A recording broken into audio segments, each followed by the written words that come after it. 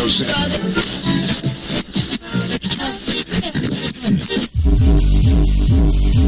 got it locked to HTLA Radio 1, New York.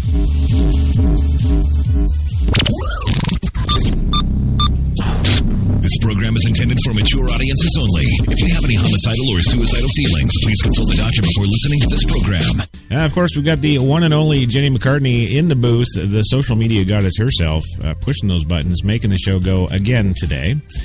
And, the co-hosts. I guess we'll go with the co-hosts. We got some of those, of course, coming to us live via satellite, as always, from his perch, I guess, high atop the Mill Bay Studios in beautiful Mill Bay, British Columbia, Canada, is the one and only Louis Lawless. Yes, high atop there. Are you there, Louis? You know how to spell my last name on the check, right? It's Louis Lawless. Yes, we got that. Don't worry. Oh, can we cuss? Can I cuss as I always do on the show? Now you go right ahead, sir. We've got you covered. It's about fucking time. Move on. All right. And also joining us from his wonderful, beautiful, stately, I must say, apartment in Manhattan here in the big city is the one, the only, what's his name again? Oh, yes, Gilbert Godfrey. Are you ready, sir? What the fuck? Huh? Okay. I'm ready. Good. All right. Yes. All right. Gilbert Godfrey joining us from his lovely home here in the city. And also joining us is, of course, the one, the only George Takei, all the way from his home in Los Angeles, California. George, thank you for coming. I think it's a treat to be here talking with you. Yeah. There you go. And thank you. That's awesome. Well, is this thing on? Uh-huh. Yeah. It's on. Is this on? Is this on? I can't tap it. I would tap it, but I won't do that. So. There you go. Well. Right. Only one, Meeps. That's us. The only one, HTLA Radio 1, New York, and you're here and you're listening. And this is Straight Talk. And, yeah, we've got 90 minutes of springtime in the city stories for you tonight. And, yeah, lots of social injustice stories. I'm in the mood for ranting. We said we weren't going to do a rant show, but here we are, and it's going to turn into a rant show. It is, yes. I can't help but be angry about the stories. You know, there's just too much to be excited about, and everybody's got to bring us down with all this stuff.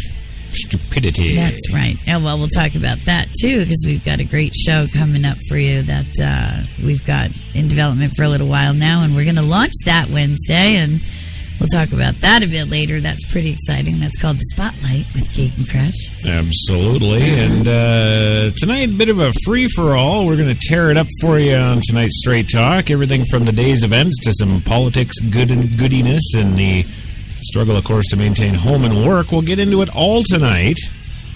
Professional businesswomen that I talk to, they do the work, but it's just the corporate work, and they think that's enough because, damn it, I've just put 12 hours a day in today in my job, and right. They feel deserving of something else, not to come home and take care of the kids, and not to come home and take care of the husband, and not to come home and take care of anything else. Right. It's time for them to kick their feet up now and go hit the bars and relax or something because they've earned it. And I'm here to say that as a man, we do that all the time. We always have. We go out and work our full-time jobs or more. Right. And we come home and we're still expected to be the dad. We're still expected to help the kids with the homework. We're still expected to have activities and stuff with our family and have that interaction and put that time in. Sure. Maybe that's why we get 100% of our pay instead of 70% of our pay. Right.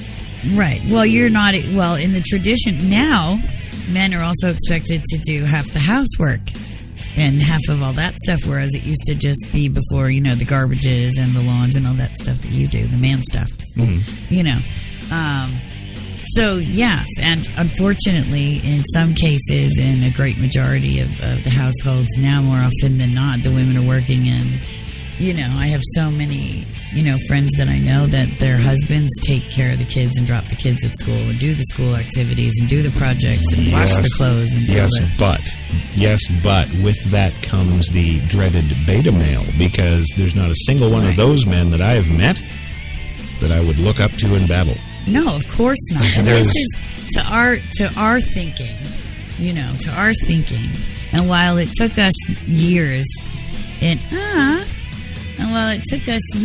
practice, it was an ideology that we shared from the moment that we met anyway. Yeah. The whole, that was our vision for what the ideal family was. We're New York's best talk radio, HTLA Radio 1.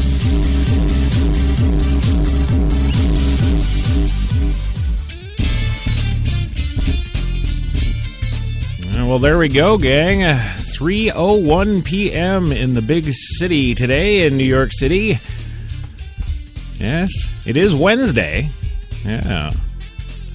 So let's see. You've got it locked to HTLA Radio 1, New York's best talk. It's Wednesday, 3 p.m. Eastern. It's time for coffee and cigarettes, isn't it? Oh, yeah, the Wednesday grinder coming to you fresh. Yes, just like always. It can't get any better than that. 69 degrees right now in Central Park. Partly cloudy, but mostly sun, and that means I'm having fun. That's right.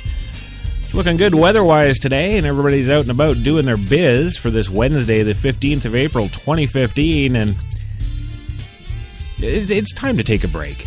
It really is. We've worked all day. It's time for some coffee and cigarettes, I think. So, without further ado, I'll get on to what we got going on today in the big program.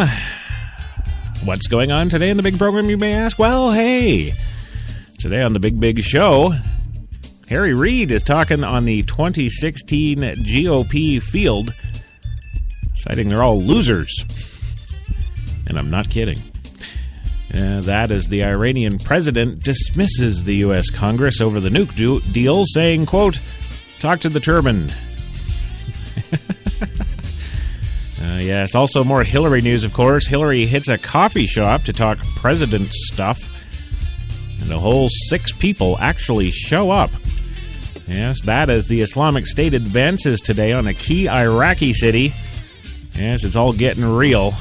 And, of course, we've got the presidential wannabes, every single one of them that you don't know. Every single nobody right here. All that and so much more today. So come on in, grab a cup, have a seat, and indeed light one up. It's coffee time.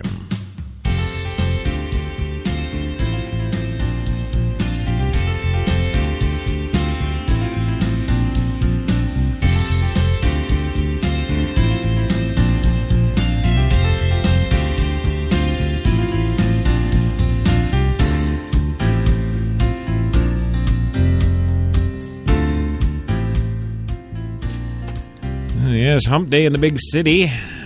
Wednesday, April 15th, 2015. 3:03 in the afternoon.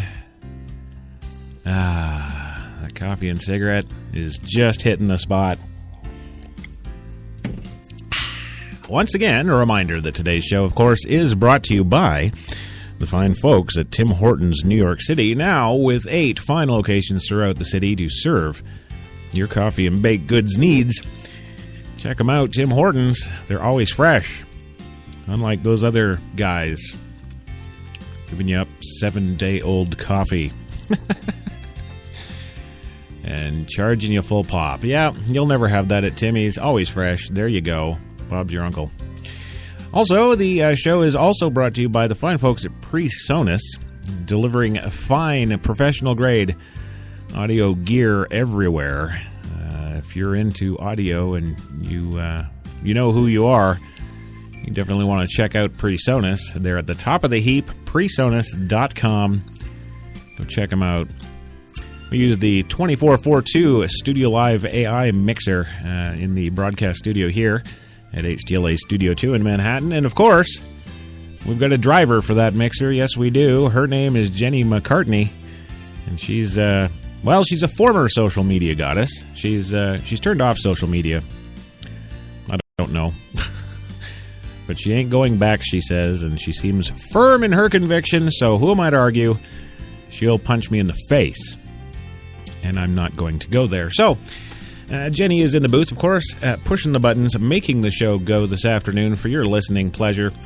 And we've got all sorts of other things for your listening pleasure as well, of course. Not the least of which, of course, would be the guest/co-hosts/terminators. And coming to us live via satellite, of course, because that's how he likes it, all the way from Mill Bay Studios in beautiful Mill Bay, British Columbia, Canada, is the one, the only, Mr. Louis Lawless of LDL Films. Louis, are you there, sir? They get crazy because all of a sudden nobody loves them. Yes, Louis, we're on the air now, and that's fine. It's just life, and I love doing it. I love doing these kind of stories anyway. All right, much better. It's about fucking time. Move on. All right, moving on today, we also have joining us from his beautiful, sprawling, spacious, contemporary, mansion-like apartment in... Yes. In Manhattan, of course, just about 8 blocks away from the studio. Here's the one, the only, Gilbert Gottfried. Are you ready, sir? The fuck?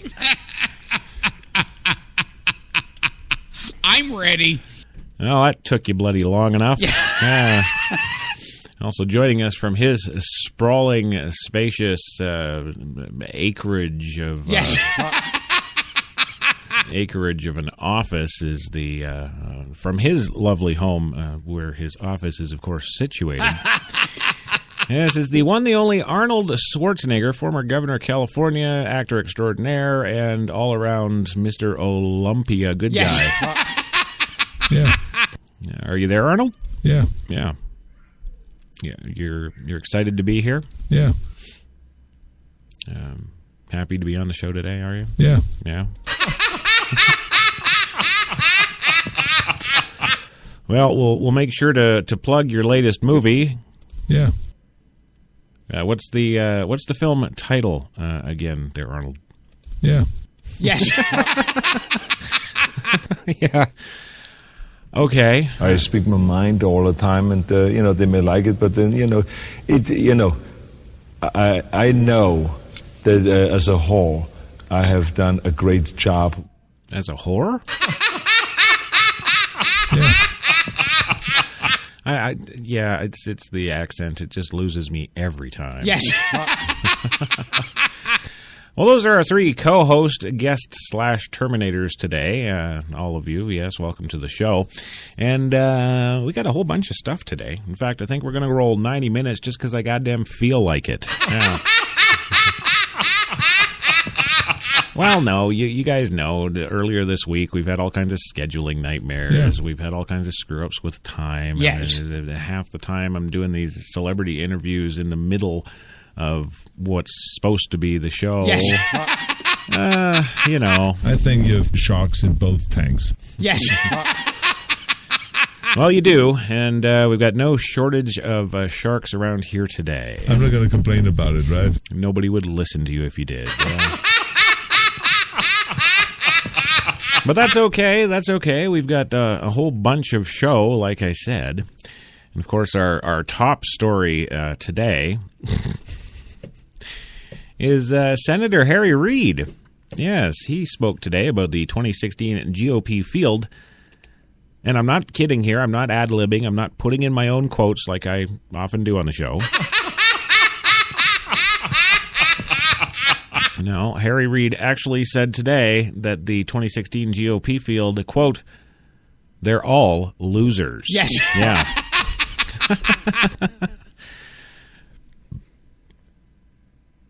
Anything to add, Arnold? Yeah. Okay. The floor is yours. Yeah. Yeah. Never mind. Screw you. It's not your floor anymore. Fantastic. Yeah. Okay. Yeah. Well, yeah, whatever. Harry Reid, Senate Minority Leader, actually, Harry Reid, has always spoken his mind. But since announcing that he'll retire at the end of his term, the Nevada Democrat has been spouting off zingers like he's auditioning for a late-night TV show gig, or sounding like, that Crash Jesus guy from Coffee and Cigarettes. Well, to wit, his take today on the GOP 2016 presidential field, quote, "I think they are all losers." Yes, there they are. Just, yeah. He actually did a interview with CNBC's John Harwood today, in which he said exactly that. Yeah. So there you go. They're all losers. This is the funny thing about the election. You know, you got situations like this going on. Yeah, they're all losers. You got Hillary getting like 6 people at a coffee shop. I tell you, this whole election thing is just a joke. I think the public knows it. Yes. I think the government knows it. Yeah. And I think that we're just all going to die. Yes. It's just not a good situation at all. Power tends to corrupt. Absolute power corrupts absolutely. Well, that's very true. Yes. Very true, Louis. Use power. That's why power is corrupt, and it is. We see it every day. We see it in every job. It's the same thing. Mm-hmm. Mm-hmm.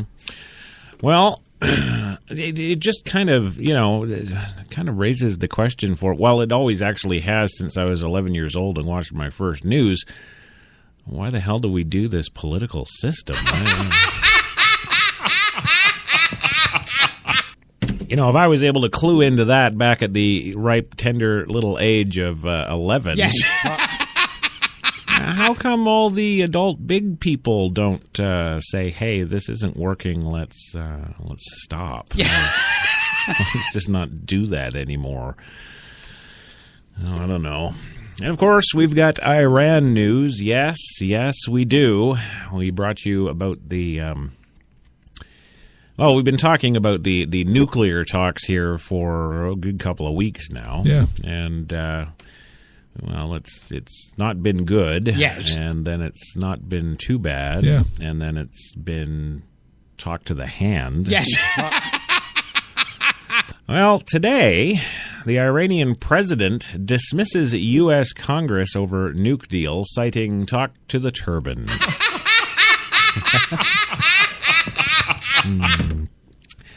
Okay, I did throw that in. Yes. Yeah. Well, in Tehran today, the Associated Press reports that the Iranian President Hassan Rouhani dismissed pressure from the U.S. Congress over a preliminary deal on the Islamic Republic's contested nuclear program, saying that Tehran is dealing with world powers, not American lawmakers. In a speech to tens of thousands of Iranians in the northern city of Arasht, Rouhani said his nation is pursuing a, quote, dignified, end quote, agreement with the 6-member group, which includes the United States, Russia, China, Britain, France, and Germany.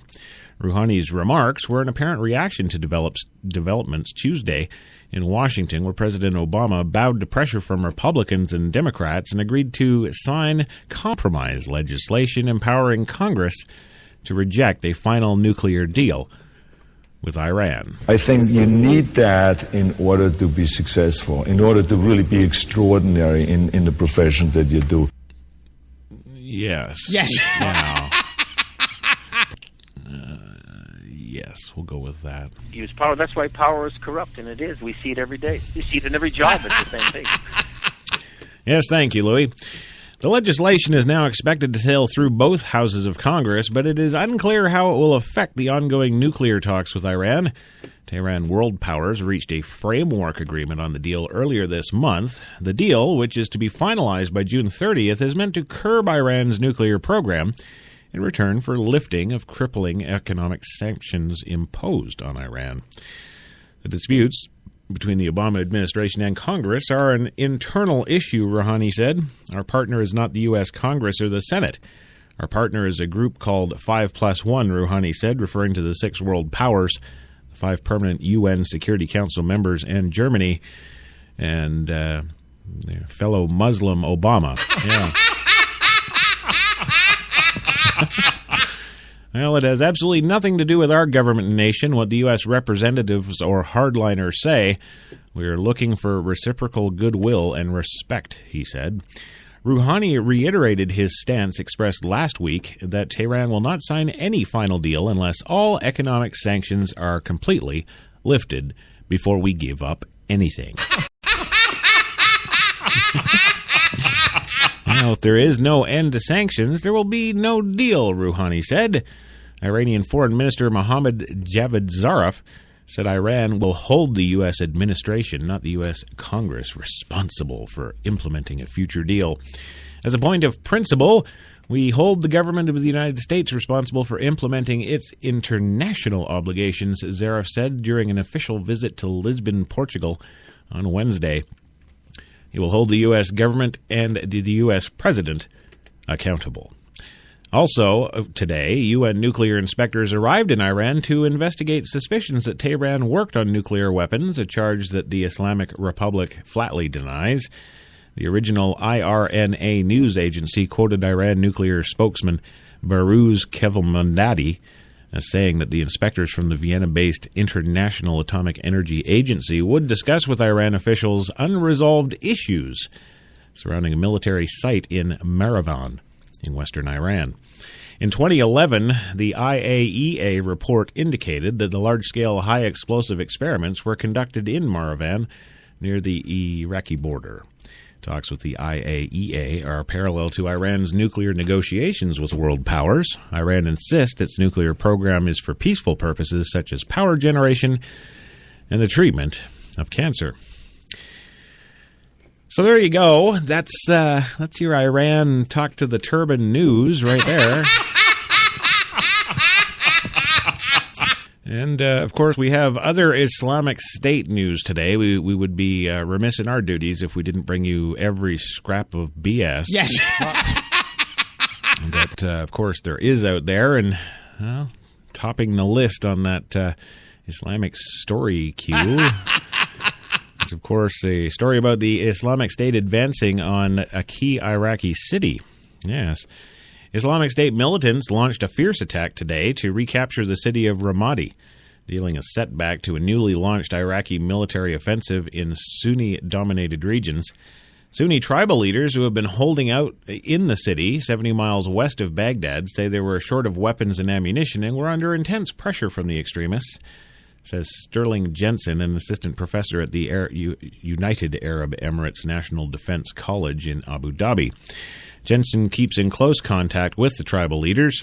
An Iraqi defense military spokesman, Brigadier General Tassin Ibrahim, acknowledged that the militants gained a foothold in some areas in Anbar province, and the Associated Press reported that. He said reinforcements were dispatched to the province. The situation is under control, and the standoff will be resolved in the coming hours, he told the AP. The fighting around Ramadi, Anbar's provincial capital, came as Iraqi Prime Minister Haider al-Abadi was visiting Washington, where he asked for additional U.S. support in his government's fight against the Islamic State to the tune of $200 million. Well, there you go. The Pentagon said Monday that Iraq's armed forces, backed by U.S. airstrikes, reclaimed about 25% of the territory that had been previously captured last year by the Islamic State. Iraqi residents said militants captured the villages of Syria. No, that's not Syria.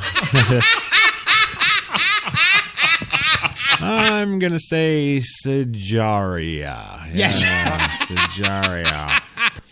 Albu Ghanim and Sophia. Sophia. Yeah. Giving them, of course, a foothold to launch an attack into the city. The fighting in Anbar is a key test for Iraqi's military goal to push the militants out of the country. Iraqi leaders decided to make a push in Anbar, located along the main roads linking Baghdad to the Syrian border, before launching an offensive into Mosul, Iraq's strongest and second largest city. The militants entered Iraq from Syria, where they have been fighting to overthrow the regime of Bashar Assad. Ramadi is vital for liberating Mosul, Jensen said. Some residents of Anbar decided that the Islamic State militants, because they are fellow Sunnis, have been alienated by Iraq's Shiite-dominated government. Other tribes fought against the militants and complained that Baghdad's central government did not provide them with enough support. Washington has, of course, encouraged the Iraqi government to provide the Sunni tribes with arms and other support to carry out the fight against the extremists. Quote, Baghdad is not speaking realistically about what's happening and what it claims to be doing for Sunni fighters, Jensen said. So there you go. On Monday, we had the story. The Pentagon said, well, we got back 25% of the land. And then today, well, we've lost 25% of the land. There you go. And that's all you need to know is that we're making headway. We're getting there. Another 300,000 or 400,000 years, and we should be able to take care of this entire mess. Yes. There you go. It's about fucking time. Move on. Well, you don't want 300,000 years, Never mind. That's fine. Going to go for our first commercial break today on Coffee and Cigarettes, but don't go anywhere because when we come back, of course, no shortage of fun and joy, including the story about Hillary at the coffee shop with 6 of her supporters.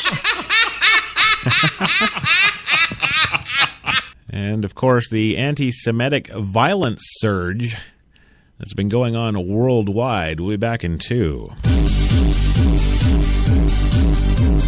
You've got it locked to New York's best talk, HTLA Radio 1.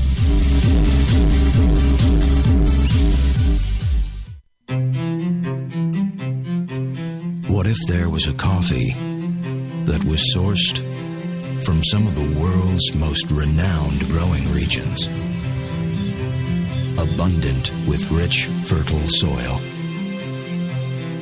What if this coffee was picked at the perfect moment, then packed meticulously and shipped carefully to be roasted under the watchful eye of coffee masters? What if it was expertly blended, ground, and sealed, ensuring maximum flavor and freshness, then brewed in small batches and always served fresh within 20 minutes, just the way you like it? Now, what if this coffee just happened to be the coffee you already know and love? Tim Hortons. Always fresh. Always great tasting coffee. Man, I've been to a lot of places over these past 50 years. Seen the whole true north strong and free. 'Cause I've been everywhere, man. I've been everywhere. I've been to Cooksville, Stouffville, Bainesville, Bowmanville, Bonnieville, Unionville, Oakville, Dunville, Brockville, Boucherville, Melville, Drummondville, Kentville, Grenville, Morinville, Maryville, Parksville, Stephenville, Sackville, Spring Hill, Westville, Walkerville, hanging on a windowsill. Hey! He said, wow, that's a lot of places. I said, hang on, there's more.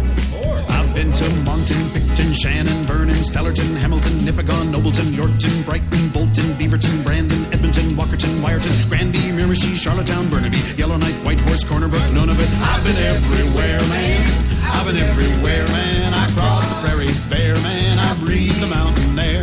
I've traveled, I've done my share, man. I've been everywhere, man. Check it out. Ottawa, Wawa, Mattawa, Chippewa, Moose Jaw, Oshawa.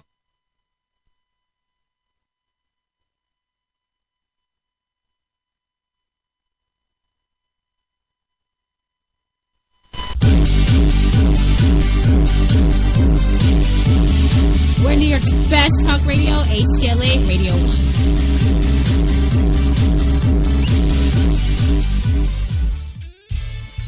It seemed like Dean Martin was uncomfortable, too. Well, it was just the lack of booze. Yeah. It was, that's all. Which woman are you married to or living with now? The same one? The mother of the daughter, or was it a boy? I already told you, Louie. I'm actually a transvestite now. No, wait. Not transvestite. I'm transsexual. There we go. Gotta get that right. So what do you need $25,000 for, Louie? I need to try and raise $25,000 to enter in the Academy Awards, and I think it's a fantastic risk because we have a tremendous chance. There's about 200 members that vote on it, and they all you have to give them a DVD now. Ah, I see. Okay, well, good luck with that.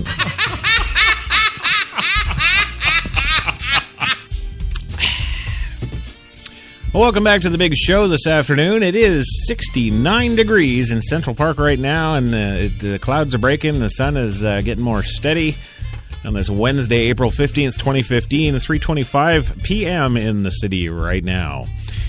And we're here with the Gilbert and the Louie and the Arnold. Yeah. Yeah. Yes. Oh, you guys, you just talk too damn much. Yeah. It's almost like doing the show all by myself. Yes. Yeah. It really is. He needs love, Chris. Come on. Well, I know.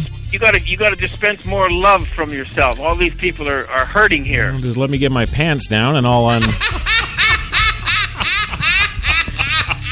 be dispensing the love, my friend. Yes. Yeah.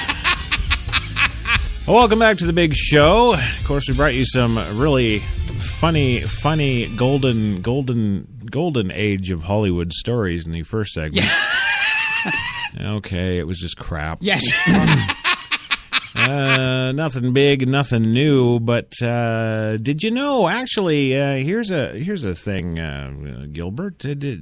You're a Semitic, right? Yeah.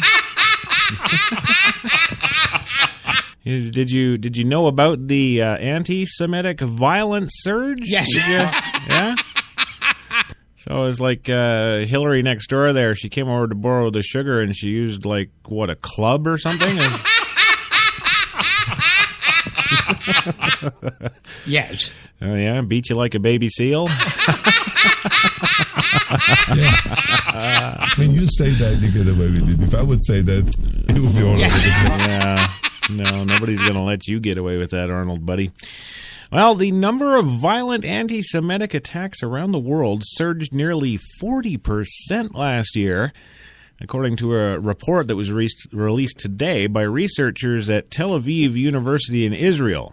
I was going to say it wouldn't be at Princeton or something. It would have to be Tel Aviv University because, of course, they study themselves. Yeah.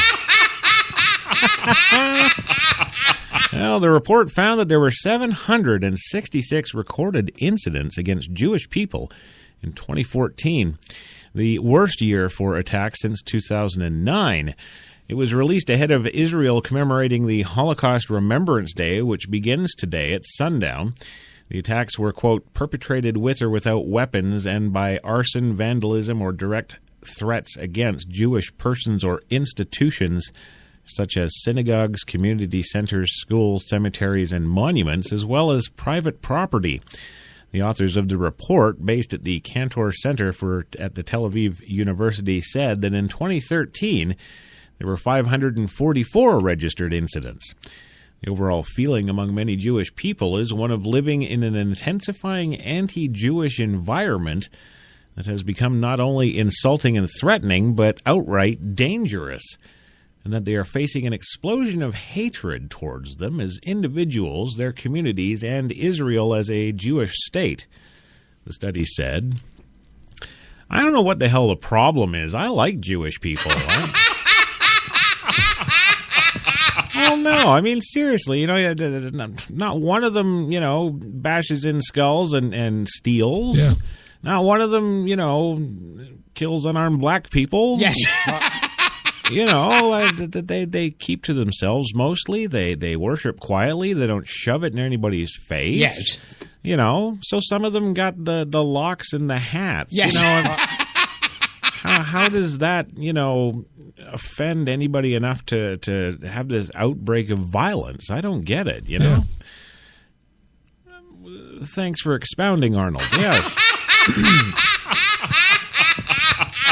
They get crazy because all of a sudden nobody loves them. Yeah. Well, no, Louis, the Jews aren't crazy. I think they all love each other. I just don't know what it is. Like, what's the big bloody deal? So they got a Star of David. So they got all the money. So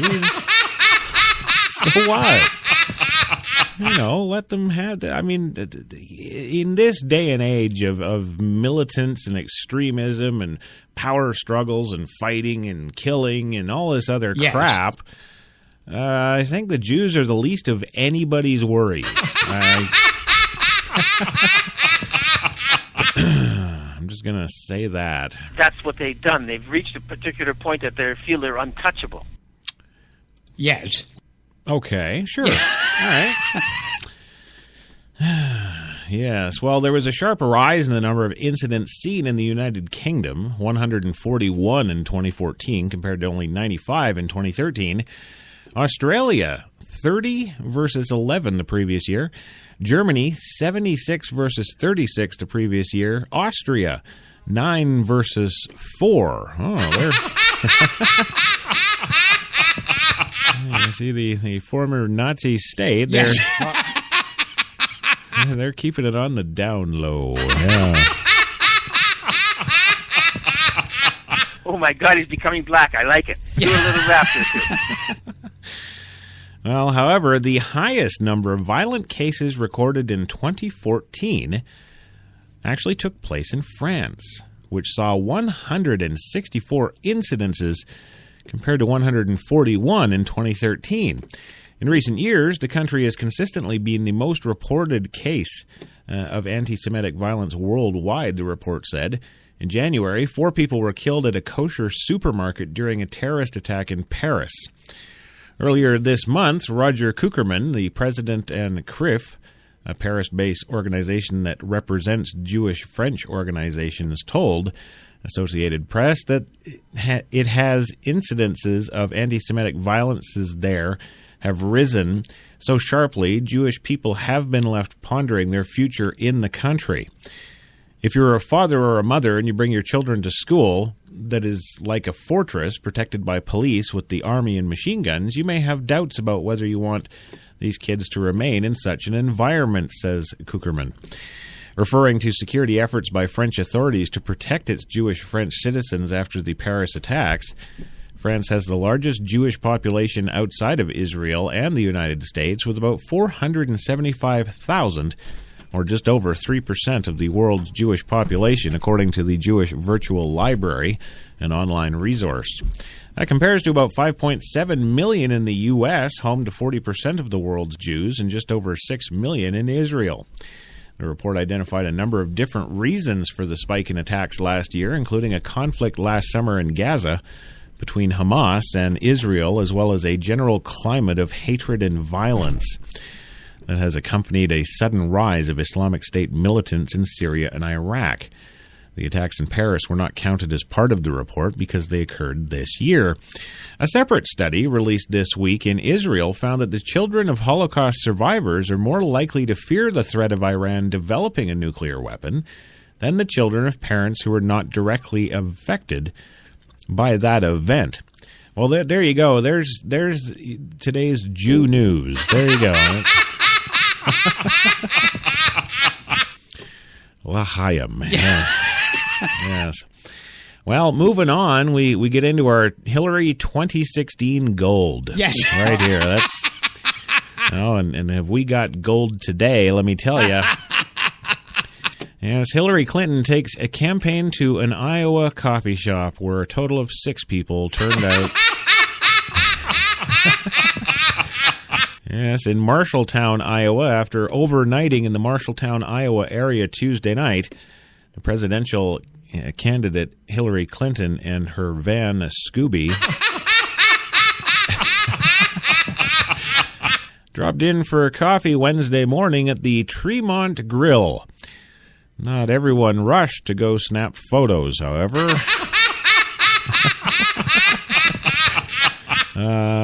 Yes, it's nice to bring Marshalltown to the forefront of Iowa as being the first of the nation caucus state.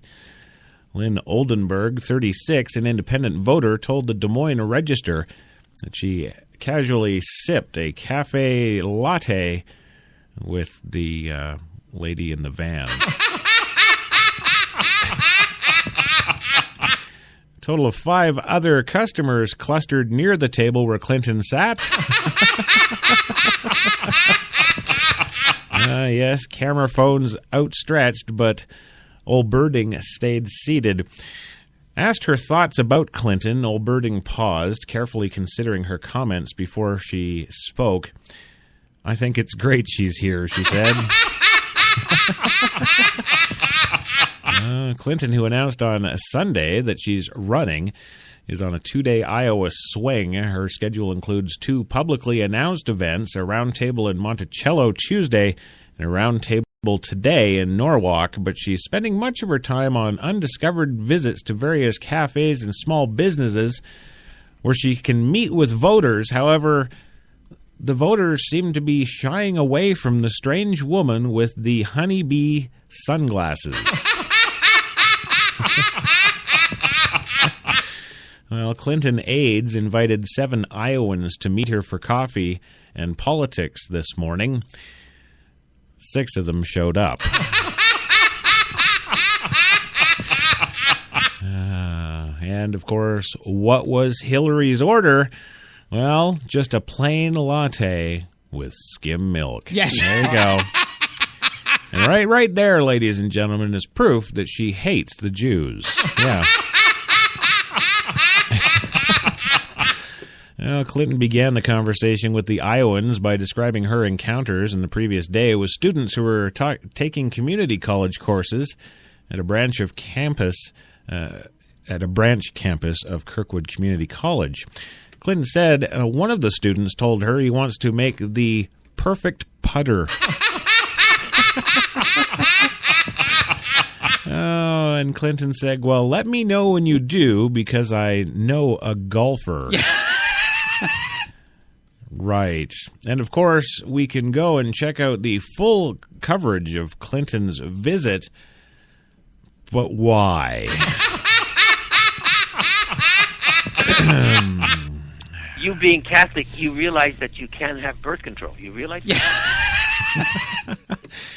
Yes, thank you. Thank you, Louis. I appreciate that very much. I remember when I was running for governor, and we had this press conference, and one journalist thought it was really going to be tough for me, and he's going to catch me on something. He says Arnold, tell me now, didn't you smoke dope in the 70s? And I said, yeah, and I inhaled it too. Well, legal or not legal, it doesn't matter. I mean, that's what I did. Yeah, there's the former governor. Legal or not legal, that's what I did. There you go. It just doesn't get any better than that. Yes. No. Yeah. Thank you very much, Arnold. That's absolutely. Well, it's something. We're gonna go to.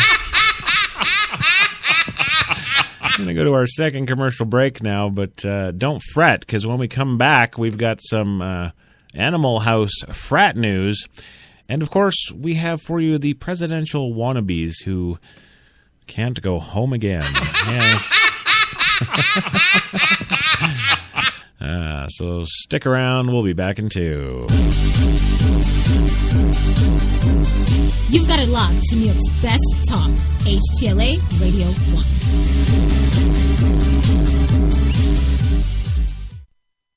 Man, I've been to a lot of places over these past 50 years. Seen the whole true north strong and free. 'Cause I've been everywhere, man. I've been everywhere. I've been to Cooksville, Stouffville, Bainesville, Bowmanville, Bonnieville, Unionville, Oakville, Dunville, Brockville, Boucherville, Melville, Drummondville, Kentville, Grenville, Morinville, Maryville, Parksville, Stephenville, Sackville, Spring Hill, Westville, Walkerville, hanging on a windowsill. Hey! He said, wow, that's a lot of places. I said, hang on, there's more. I've been to Moncton, Picton, Shannon, Vernon, Stellarton, Hamilton, Nipigon, Nobleton, Yorkton, Brighton, Bolton, Beaverton, Brandon, Edmonton, Walkerton, Wyerton, Granby, Miramichi, Charlottetown, Burnaby, Yellowknife, Whitehorse, Corner Brook, none of it. I've been everywhere, man. I've been everywhere, man. I crossed the prairies bare, man. I breathed the mountain air. I've traveled, I've done my share, man. I've been everywhere, man. Check it out. Ottawa, Wawa, Mattawa, Chippewa, Moose Jaw, Oshawa.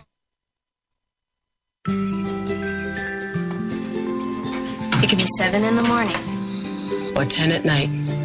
In Chilliwack, BC. Or St. Peters, Nova Scotia. It could be Michelle. Or Mark. Or Jen. But whenever. Wherever you order that cup of Tim Hortons Premium Blend Coffee. You know that it's always fresh. From Newfoundland and Labrador to Vancouver Island, Tim Hortons, a coffee all our own. You walked into the hotel as a 5. But when she saw the room, you turned into a weird 7. When she saw the rooftop pool, you went to 11. You two should probably get a room. Oh, that's right. You already did. At Planet Earth's #1 accommodation site, Booking.com. Booking.yeah. Some said the U.S. has lost its innovative power. We said America is lighting the way as the innovation nation.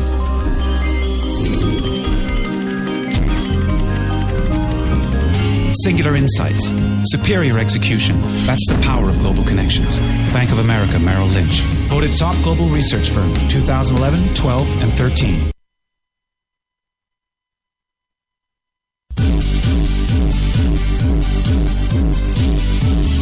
We're New York's best talk radio, HTLA Radio 1.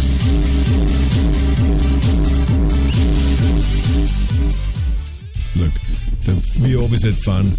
I think that no matter what you do in life, if you do bodybuilding or if you do hosting a show like you do here, you got to have a good time. Forget about it. You got to be passionate about the job that you have and go all out. Yeah, well, I'm doing that. Aside from your complete unwillingness to talk on the bloody show.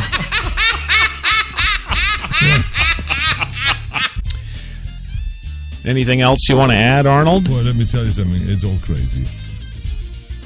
Wow. Yes. Yeah. This is crap. Didn't you read the goddamn script? I sent it to you. You know, Louis, I got to tell you, you're always about the script. You're always about the film. You're always about, everything you shouldn't be about. My film, Unrepented, did very well in Europe. It may have, yes, but... we were 5 steps away from winning the Academy Award. And you didn't. And we did. Yeah. Well, welcome back to the big program this afternoon. Coffee and cigarettes on HTLA Radio 1, New York's best talk for this Wednesday, the hump day, the Wednesday grinder for the 15th of April 2015. Still 69 degrees in Central Park, and that sun's a-shining. It's just a great day all around, except us who have to sit here and listen to Arnold. You know, it's always easy to be smart in hindsight and to look back and say, that was a mistake. But it doesn't help you. I mean, I think the important thing really is to learn from those mistakes and then to move forward in a better way and in a smarter way. Because to me, you know, life is short and you want to pack in as much as you can while you live rather than just exist. Yeah, right. Why? So why, talk? Why waste the time... Why waste that time talking? I changed my name because it said Schwarzenegger, no one can pronounce. So, what is it, Schwarzenschnitzel or whatever? From now on, your name is Arnold Strong. Of course, we did this for one movie and then I changed it again. Oh, well, good for you. Oh, you crazy bastard. When you say that, you get away with it. If I would say that, it would be all over the place. You did say that. Yes. Yeah. Well, in case you missed the first 2 segments of the show today, don't fret. There was nothing really of interest. But now we're getting into the good stuff. That's what I'm talking about right here. Yes, the Animal House fraternity, accused of branding members, is appealing their punishment. I guess they didn't like the judge sticking the brand in their ass. Yeah. Well, a Dartmouth College fraternity that partly inspired the 1978 movie Animal House was recently accused of branding new members and is appealing a campus judiciary committee's decision to withdraw its recognition as a student organization. George Ostler, an attorney for Alpha Delta, said today that the fraternity disagrees with the committee, which found it responsible for causing harm to members and not following terms of its suspension for alcohol violations.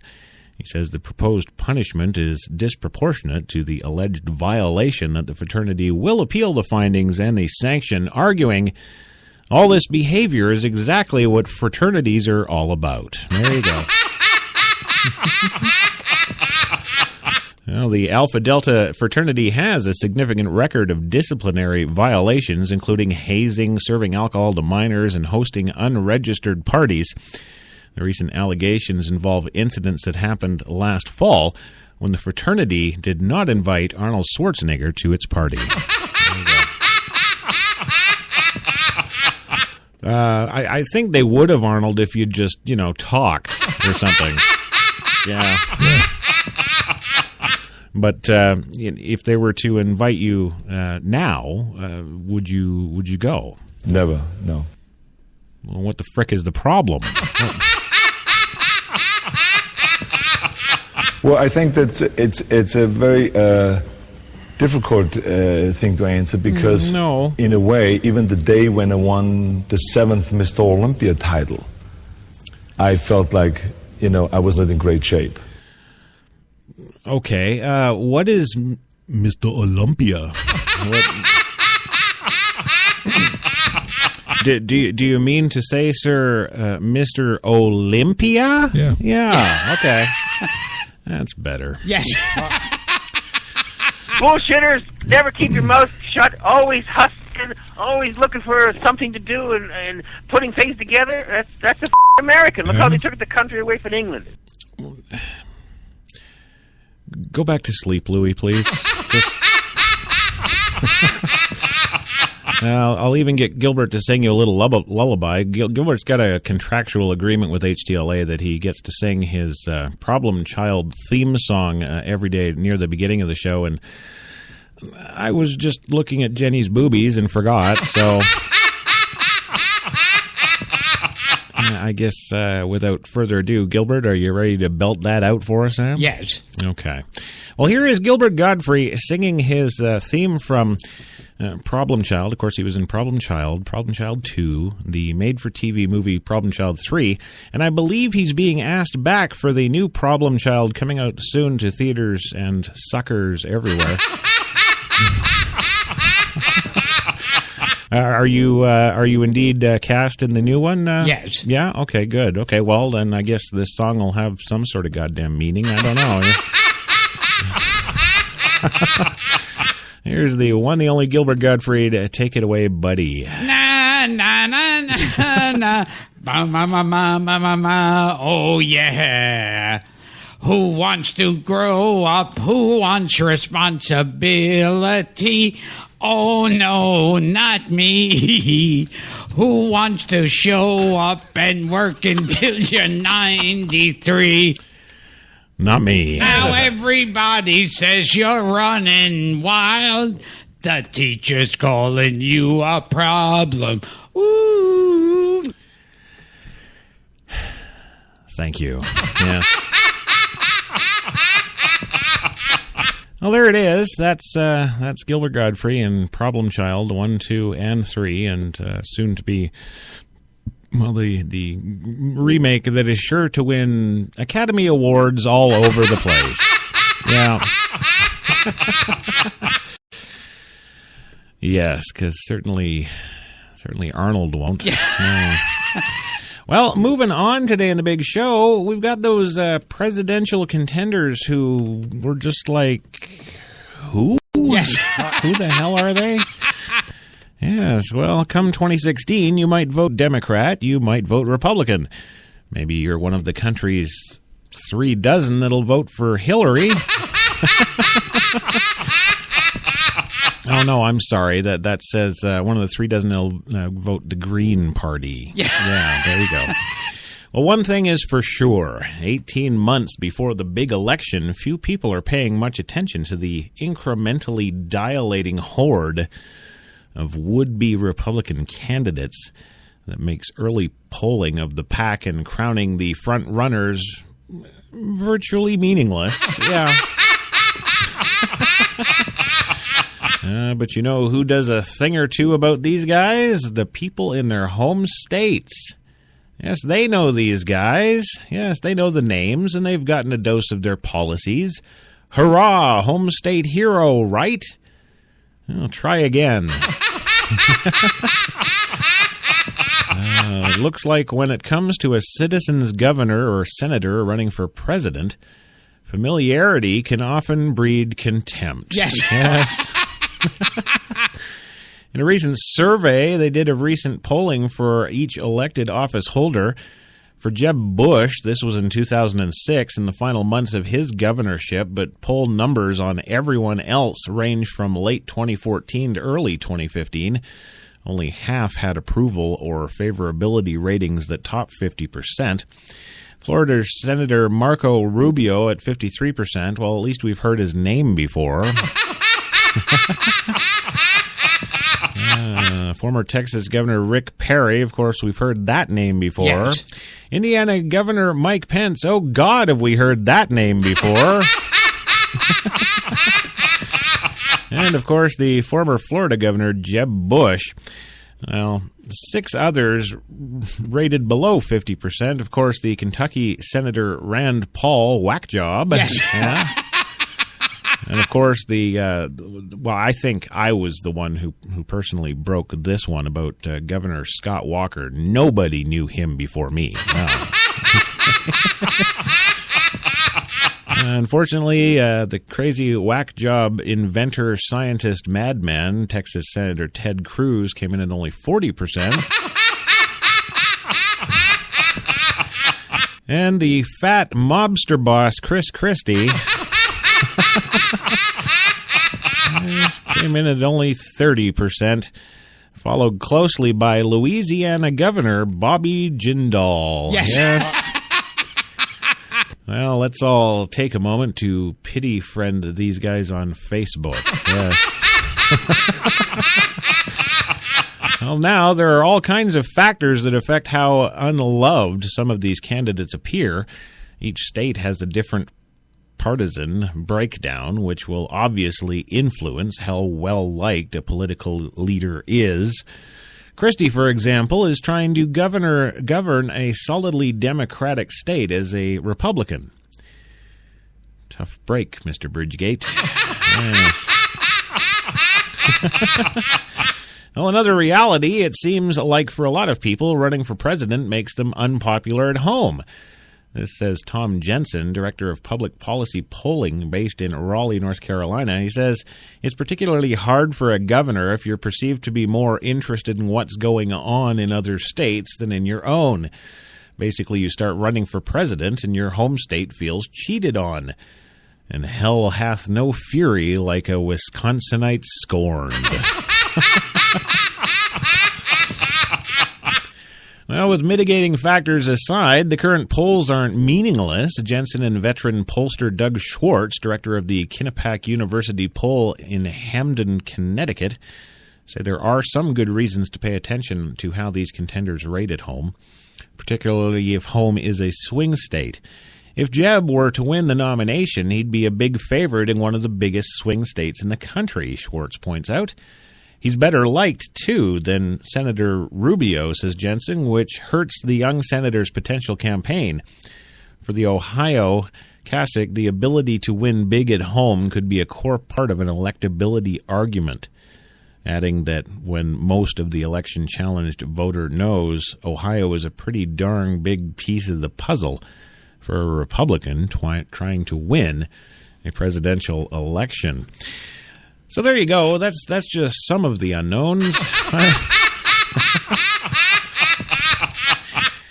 It just doesn't get any better than that. And moving on to black news. Yes.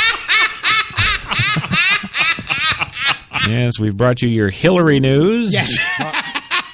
We've brought you your Jewish news.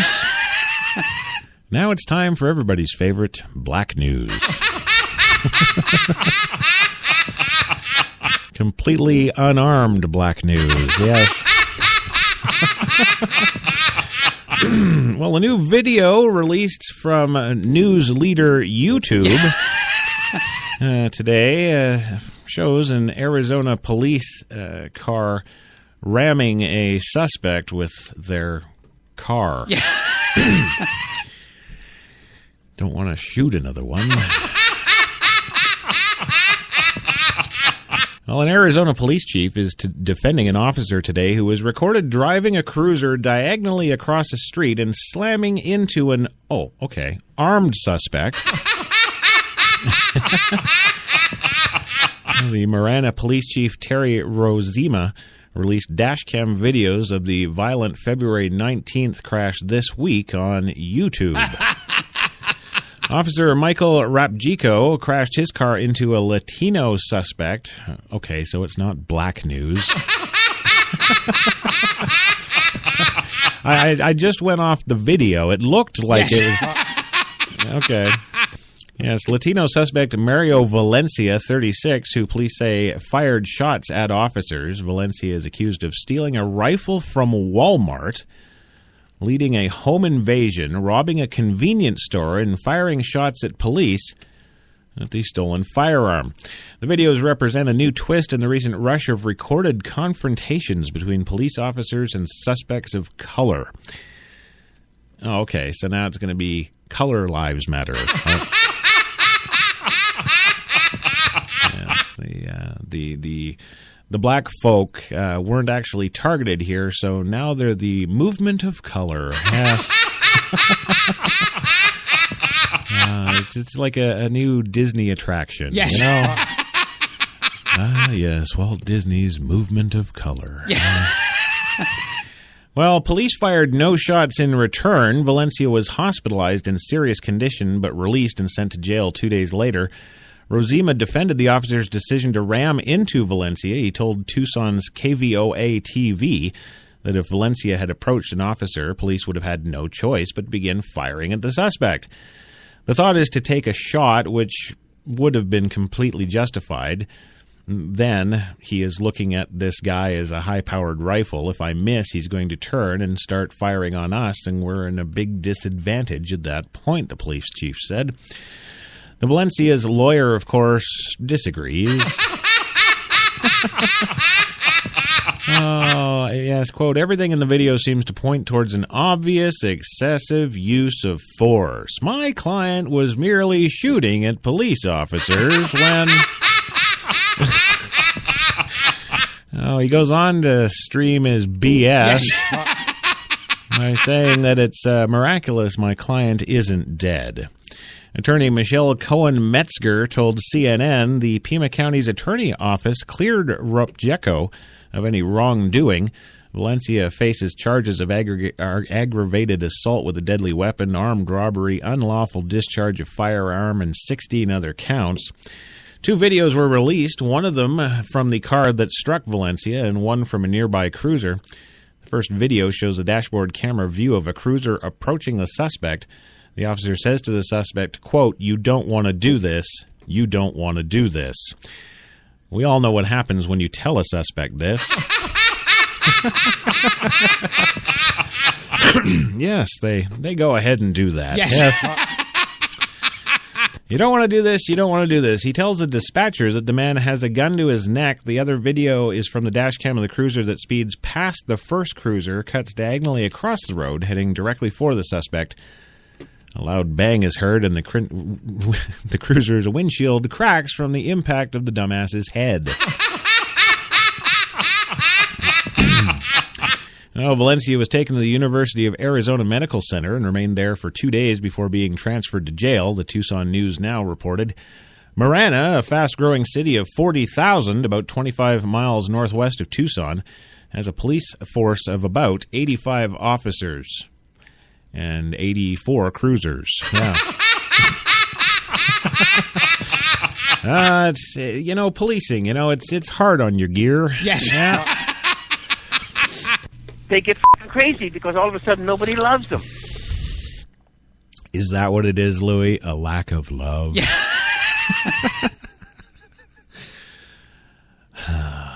Yeah. Well, thanks, Arnold. Yeah, that's great.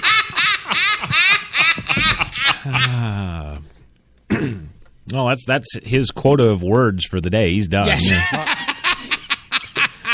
Oh, and now we've got to bring, well, this, I'm sorry, ladies and gentlemen, this should have been our first story today. Jenny, we got to do something about the lineup. More and more, the last or next to last or almost the last story of the day is one that should be top world news, but you keep sticking them back in the hole. Yeah.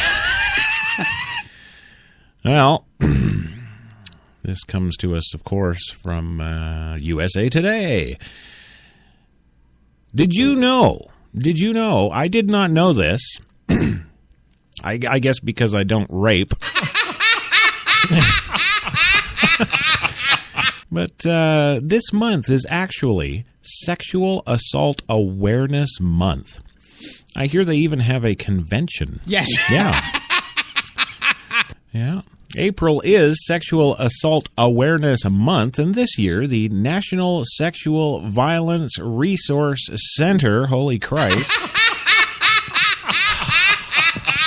From now on, I'm just going to refer to it as the NSVRC. Yes.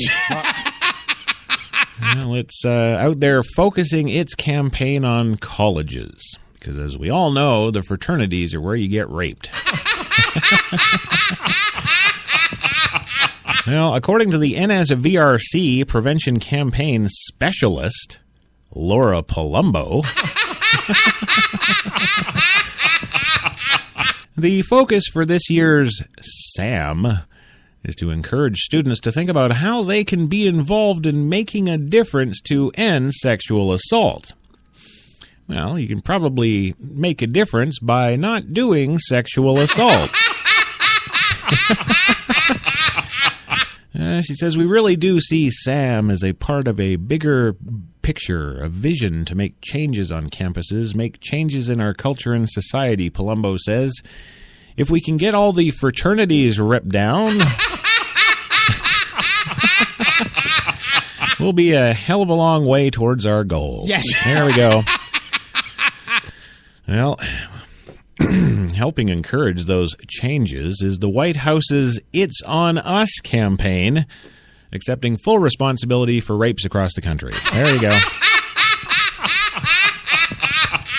No. The It's On Us campaign is an organization working closely with the NSVRC this month to provide resources and event planning tips for colleges. Just not any money. Well, the It's On Us campaign manager, Kristen Avery, says colleges nationwide have planned 273 SAM activities through the It's On Us campaign. The hundreds of events to choose from, here's a short list of 5 ways to participate in SAM activities. Much like we're doing right here and right now on Coffee and Cigarettes, having peer-to-peer discussions. Yes, it's really looking at who are your peers, who you talk to every day, and how can you get a conversation going amongst them without getting raped. Yes, peer-to-peer discussions can also involve practicing bystander intervention or witness protection. And, of course, the second thing you can do is campus demonstrations. At the University of Georgia, students created their interactive display of the number 71, the number of rapes reported to UGA campus police in 2014, according to a student government representative, Madison Turner. Turner says the display attracted around 300 rapists.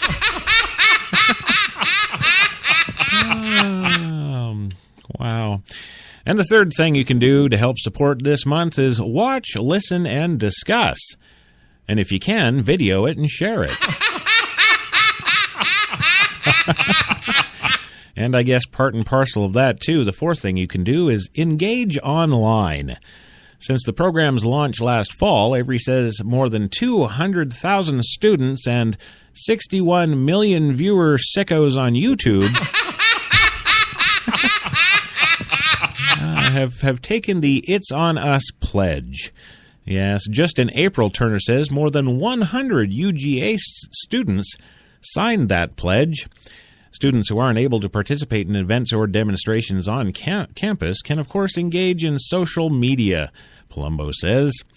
And fifth thing you can do this month to support Sam is don't stop. Oh, couldn't they have come up with something else other than 0.5 don't stop? Really? How about no means no? Yes. How about that? I don't know, just an idea. Well, while April ends in 2 weeks, the campaigns involved with Sam, of course, will not, as rape goes on year-round. Yes, as much as there are very simple steps to be involved in Sam and to help spread awareness, during April, we're really looking for folks to be a part in making a difference all year around, Palumbo says. For Vanderbreck, Sam is not just about raising awareness anymore. It's time to actively start preventing rapes and sexual assault, figuring out how to do that, and putting programs in place on campus. Well, I don't know. The displays seem to be a good distraction. If you put those up at malls and things, girls should be okay to walk home. Yeah. Oh, and we've got immigrant news. Yes, we do. Yes, this story into us from the Associated Press today. Presumed drownings of 400 immigrants among worst incidents, apparently. The presumed death of 400 North African immigrants in the Mediterranean Sea this week marks one of the deadliest crossing attempts in the past decade to get into the United States. More than 140 people have been rescued and 8 bodies recovered so far from a double-deck boat that capsized Monday in the waters about 75 miles southeast of Florida. The United Nations Refugee Agency said in a statement today. But survivors told the agency that some 400 others were aboard and are feared lost. I was deeply shocked when hearing the news that another boat, an overcrowded boat, capsized in the sea, where 400 people died. This only demonstrates how important it is to have a robust rescue-at-sea mechanism. We must have a successful rescue-at-sea mechanism, the repeating idiot said. Well, since last Friday alone, more than 8,500 people from North Africa, most of them Muslims, have been trying to get to the United States. And of that 8,500, only about 500 are believed to have died during the crossings, raising last year's death toll to 900 if Monday's figures are confirmed. Sea and weather conditions improve to the point rescues can take place. It's just not looking good. Yeah. Well, last year, some 219,000 refugees and migrants, many fleeing conflicts in Africa, Syria, and Iraq, all fled to the United States. And, yes, are now gearing up to explode. Yes, there they are, and that's that. And I'm not going to read any more of that because it's stupid. We keep letting them in. Well, finally today on the big program, we've got, of course, more Obama news. Yes, Obama pledges another $200 billion in help to Africa's Ebola fight. Yeah. President Obama today told the leaders of the 3 West African nations that the United States will continue to send huge pallets of money. He says it's not like we actually have to pay anything. He says we just print it. Yes. We're a proud partner with you, and we intend to see this through until the job is done, Obama told the presidents of Liberia, Guinea, and Sierra Leone, all hit in recent years by Ebola. The United States and other countries have provided facilities and material as the West African nations battle the deadly virus. Ebola has killed more than 10,000 people there since the African outbreak more than a year ago. Obama met at the White House with Liberian President Ellen Johnson Sirleaf, Guinean President Alpha Condé, and Sierra Leonean President Ernest Bai Koroma. The U.S. President said that he called the meeting to assess progress today and to look ahead at spending more money we don't have. Liberia has had no new Ebola cases, and there were fewer than 40 cases in the region last week, the lowest level in more than a year, Obama said. While there's been major progress, now we're focused on a shared goal, and that is getting to zero. We can't be complacent. This virus is unpredictable, damn it. Well, Ebola has also damaged West African economies, Obama said. See, he talks about West Africa like they've got money, like he talks about us having a middle class. Oh, yes. And he spoke to the leaders about their plans to revive the growth of their country's economies. The president noted that the African leaders all scratched their head and looked at him and said, "Money?"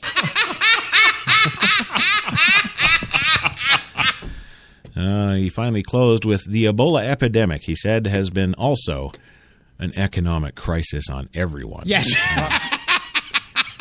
Well, yes, and thanks to you offering stuff we don't have and giving it away, we have an economic crisis ourselves, don't we? Well, gang, that's all the time we got for today. Thank you, Jenny. You hit the right goddamn button. I'd like to thank HCLA Radio 1 New York for having me here and not firing my ass. Yes. I want to thank the one, the only Louis Lawless for coming here again today. You got it down, bro. Oh, my God, he's becoming black. I like it. Do a little rap. And, of course, Gilbert Godfrey, thank you for being on the show again today. Thank you for listening and support the show for the love of God. Yes, and the ever-talkative won't-shut-up Schwarzenegger. Arnold? Absolutely. Thank you very much, and I'll be back. Yeah, thanks. Yes. And thank you, listeners. It's always good to have you, whether you're getting us on Spreaker, iHeart, iTunes, any kind of thing. You know, we love each and every one of you, and you're important to us. Yes. Shut up, you little Jew. Jesus. Well, we'll see you tomorrow on Coffee and Cigarettes for the Thursday Double-Double. And don't forget tonight, special edition Straight Talk, 8 p.m. Eastern. We're doing the film coming out Friday, The Road Within, starring Robert Patrick, Robert Sheehan, Dev Patel, Zoe Kravitz, the whole 9 yards. We've got them all. We got the director. It's going to be a hell of a show tonight, so 8 p.m. Eastern. Check it out. Other than that, we'll see you tomorrow for another Coffee and Cigarettes at 3 p.m. Eastern. Have a good one.